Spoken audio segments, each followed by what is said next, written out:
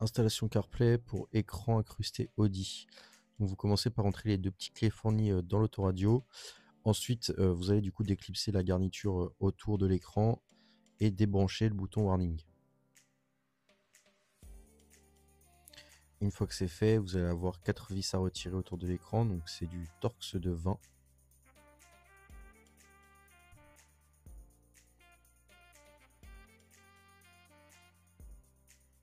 Une fois que c'est fait, vous allez pouvoir sortir l'écran et retirer l'alimentation ainsi que le câble LVDS.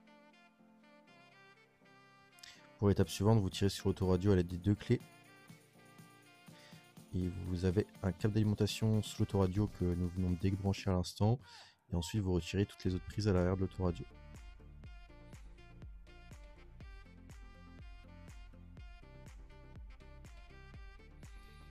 Une fois que c'est fait, vous tirez sur les commandes de climatisation et de la même manière, vous retirez les alimentations qui s'y trouvent à l'arrière.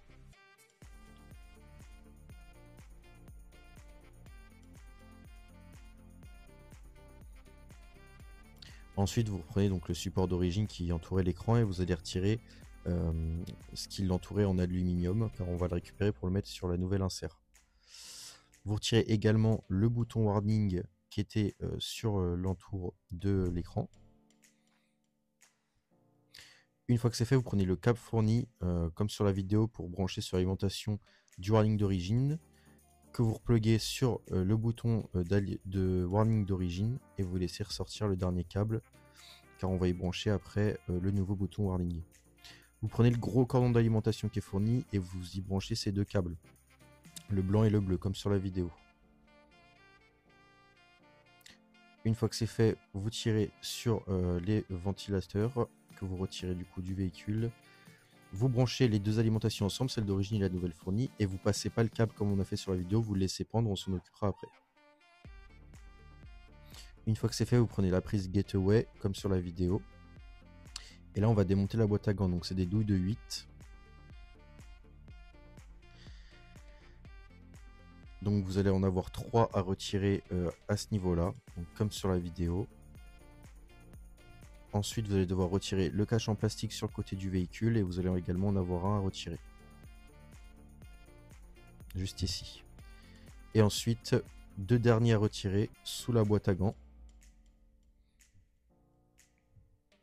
Et ensuite, vous aurez juste à appuyer sur la boîte à gants pour qu'elle tombe. Une fois que c'est fait, on repère la prise Gateway, c'est la grosse prise rouge. Vous prenez le câble Gateway.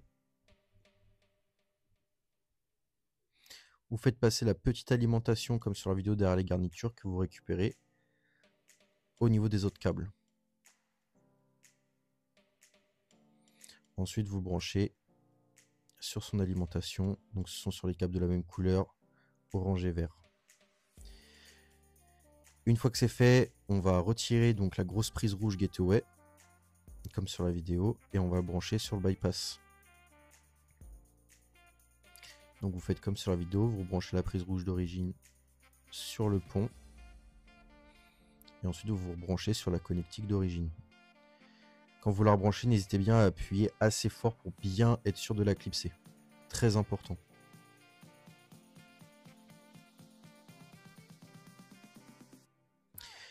Une fois que c'est fait, là on va pouvoir passer l'autre partie de l'alimentation du câble, comme je vous ai dit tout à l'heure. Donc on va repasser par la boîte à gants, comme sur la vidéo.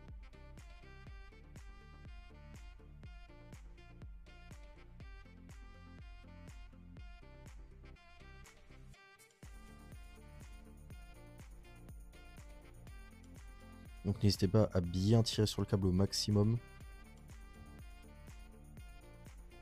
Voilà, pour le faire passer, nous, du coup, on a ouvert ce boîtier pour que ça passe, sinon ça passe pas. Donc vous débranchez le câble à l'intérieur du boîtier et ensuite, dès que le câble est passé, vous pouvez le rebrancher. Une fois que c'est fait, l'alimentation, donc cette prise blanche, en fait, c'est ce qui va alimenter l'écran. Vous le refaites passer par au-dessus et vous le faites sortir au niveau de l'écran.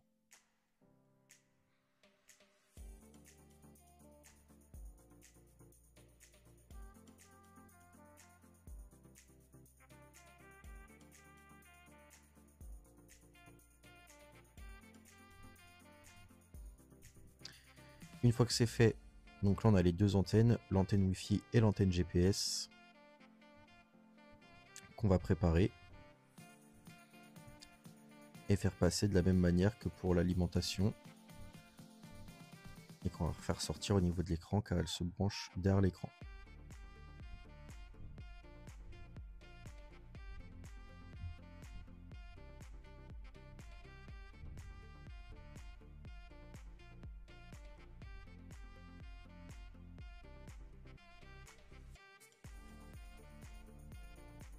Une fois que c'est fait, vous prenez ce support qui a été fourni, que vous installez, vous refaites sortir les câbles proprement.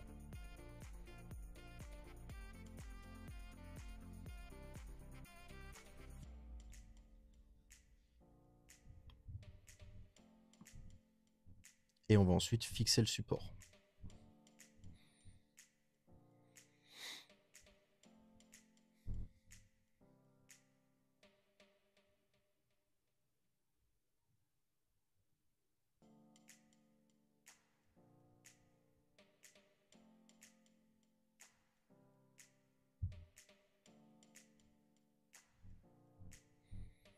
Une fois que c'est fait, on va brancher le LVDS à l'écran, donc c'est la prise blanche.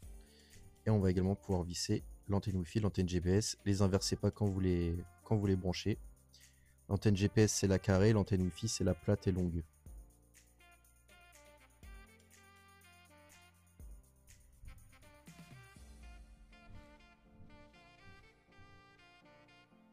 Ensuite on peut brancher l'alimentation de l'écran. L'écran devrait s'allumer.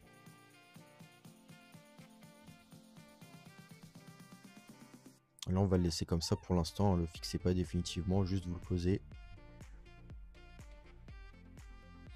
On peut tout rebrancher à l'arrière de l'autoradio, donc la fibre optique, le LVDS, ainsi que le gros cordon d'alimentation.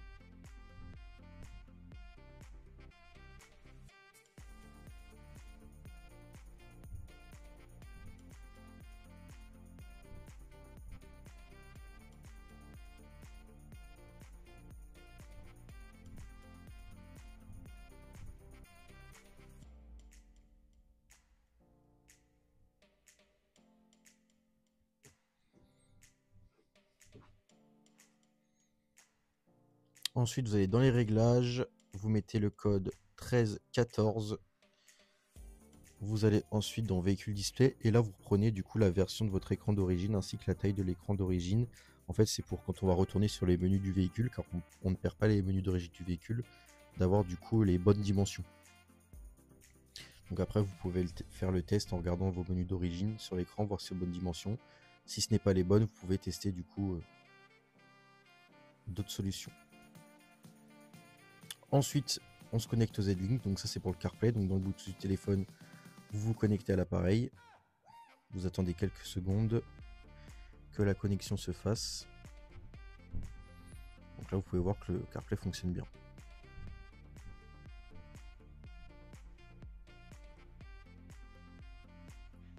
Ensuite, on rebranche les commandes de climatisation.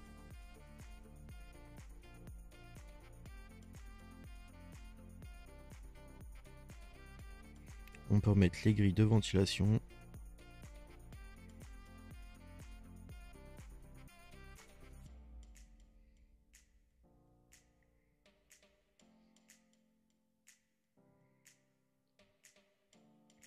Alors vous allez peut-être avoir besoin de couper avec un cutter cette partie-là en haut à droite pour pouvoir faire passer l'écran jusqu'au fond. Donc si c'est pas nécessaire, ne le faites pas. Sinon vous pouvez couper, c'est très léger, hein. Très légère découpe. Une fois que l'écran est passé, vous pouvez le visser comme sur la vidéo. Ensuite, avant de remonter la boîte à gants, vous allez coller avec le double phase, donc l'antenne Wi-Fi, l'antenne GPS sur le dessus de la boîte à gants, comme sur la vidéo. Vous faites de même avec l'antenne GPS.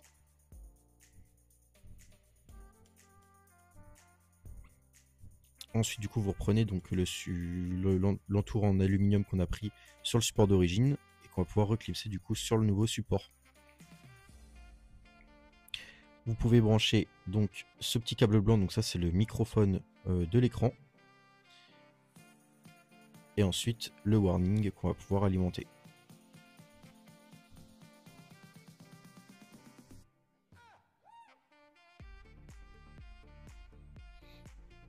Donc ça c'est le warning, vous l'alimentez et vous pouvez le tester directement, voir si tout fonctionne bien. Une fois que c'est fait, vous reprenez du coup l'entour d'origine et vous prenez juste 2 fixations qu'on avait sur l'entour d'origine et qu'on va remettre sur le nouveau support.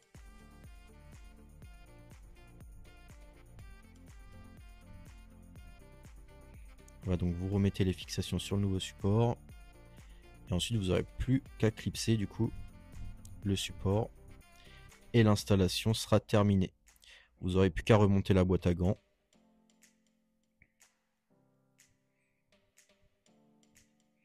Donc vous clipsez bien l'entour de nouvel écran. Voilà. Et c'est parfait. Vous remontez la boîte à gants et vous avez terminé l'installation.